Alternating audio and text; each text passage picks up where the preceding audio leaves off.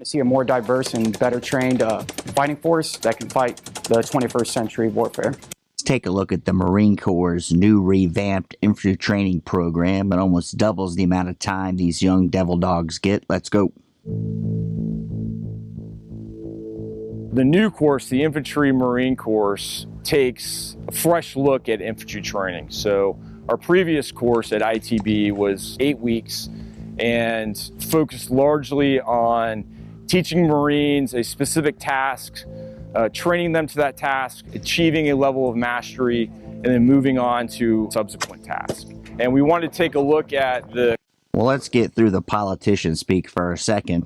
Longer training is going to be better, right? So they show them how to use a weapon system. Now they can train with the weapon system more.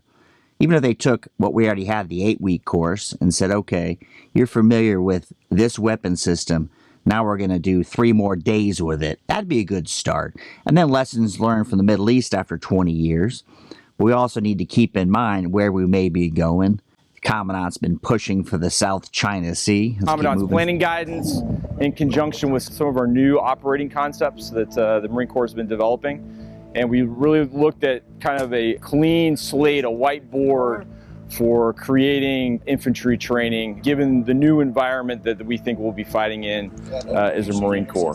IMC is very important for accomplishing what the Commandant of the Marine Corps has laid out for the future of the force. I think the ability to train Marines that are more flexible, able to fight and win battles in any climate place are going to be accomplished by training. Well, if it's anything like the old course, guys go to a training course, they get to the fleet, they're brand new lance corporals, right? They get trained to how they need to be as an infantry Marine. You guys that are in or have been in recently, let me know, do they still come out of this course and you're basically retraining on what they need to do and how they need to do it because the training just wasn't cutting it, or did this fix it? Marines better at what it is that they're supposed to be doing, utilizing behaviors that we think are important for all infantry Marines, and then getting them to the specific skill acquisitions level that are required to maximize the learning while they're at ITB and to make them better and more lethal Marines once they get to the fleet. And then they're also going to understand the why behind the things that we are doing here and what is expected of them once they get onto the fleet. We use the Commandant's Guidance to create this. Right now, the Marine, from the previous POI, well, I'm not terribly enthralled by the current Commandant based on the letter he sent about Afghanistan. But saying all that, I think the why is important. Can't get too deep into it. Do this. Here's why. But you don't need to get too deep into the weeds with a bunch of jackasses asking 1,000 whys. Let's keep going. It must be led along. He requires a lot of supervision, cannot operate independently. If you look at how the Commandant plans the future, distributed, very small, minimized signature, you can't do it with the Marine we were creating. You must have this Marine now in order to do that. So I'd say it is critical. Well, the Marine Corps had effectively become the Army. Huge operation, right? Tanks, every accoutrement necessary to function on the battlefield. I like the concept, smaller, faster, jump off of ships, be able to do things in a platoon size or company size element. Makes a lot more sense. Hopefully they put enough money into this training. It's another 6 weeks, almost doubling the training cycle. And there's a lot more high-tech weapons to use, so let's be frank here. They got rid of a lot of artillery. They got rid of a lot of tanks. So they have to be more proficient with these carryable weapon systems. The biggest difference between this course and the current ITB POI is how we train the Marines. What we've recognized is that our Generation Z Marine is fundamentally different from a Generation X Marine or a Millennial Marine. And so what we've done is through the adult learning model, we recognize that the Marines themselves come in with a higher aptitude for success and a larger understanding of the world around them. And then so what we recognize is there's a lot of Marines that have a thirst for knowledge. And I don't know about that. They come in maybe with more technical skills with relation to how optics work. They've spent more time playing Call of Duty. Do they come in more prepared? Do they come in with the right attitude? Any of you old-timers or guys that have been in 10-plus years comment, are the candidates coming out of boot camp into training better candidates? And if they are, let me know. I think that's important. The Marine Corps officers who were talking headpieces seem to think so. And they could very well be right, but let me know. What we do is we give them the tools and the applications to be able to find and seek that knowledge out. What we're doing is we've taken a fundamentally different approach to training. We've adapted an adult learning model rather than an industrial model. These Marines, they're trained differently. They're trained to be able to be more adaptive. What we're also looking to do is help the fleet. If we help the FMF themselves by creating a better trained infantry marine or a more well-rounded infantry marine coming out of this course, that's less things that the fleet has to do. We recognize through the system.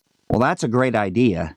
Is it actually working? So are they coming out of this training better prepared than their squad leaders, or when they came into the fleet? This is a relatively new thing. I know the Army's tried new ways to combine boot camp and infantry training, cut out some of the garbage, right? This may make a lot of sense, and it sure is an improvement over the 8-week course. More time on weapon systems. There's more high-tech stuff, more drones and things that require more time, right? Knowledge base. Approach to training that we have a crawl, walk, run mentality in a lot of the training skill sets that we do. And we thought, like, what if we were able to raise the level of the baseline coming out of the infantry training battalion? That would mean that the infantry battalions in the fleet could focus on different skill sets rather than continuing to go to a baseline model and training to the lowest common denominator. What if we had the audacity to look at training Marines to a standard of which we wanted them to meet rather than lowering the bar and having them meet an expectation that would only cause problems in the future? Well, I like what he just said. Don't lower the bar, right? Standards are standards. If you can't meet them, maybe another job for you in the Marine Corps. There's a lot of issues around that. We all remember Emma checking the description from the Army recruiting video. We don't want to have the standards lower because some artificial new social policies put into place. Let's see if they can stick with that. I'm responsible as a squad leader, a combat instructor at ITB from day one, teaching them all the behaviors, all the outcomes, all the skills that they're going to need to be infantrymen both now, currently, and in the future. If they're bad, it's because I'm bad. If they're good, it's because I'm good. We allow failure so they can learn. And then we get them to... Well, a little side note here. If you're going to have a helmet when you're on deployment, you might as well run with a helmet in training, right? Because it is a big pain in the ass flopping around, hitting you in the head. Does a brain bucket really matter? Probably not when you step on an IED. But if you're going to get deployed with it, required to wear a cover, you might as well wear one when you're running.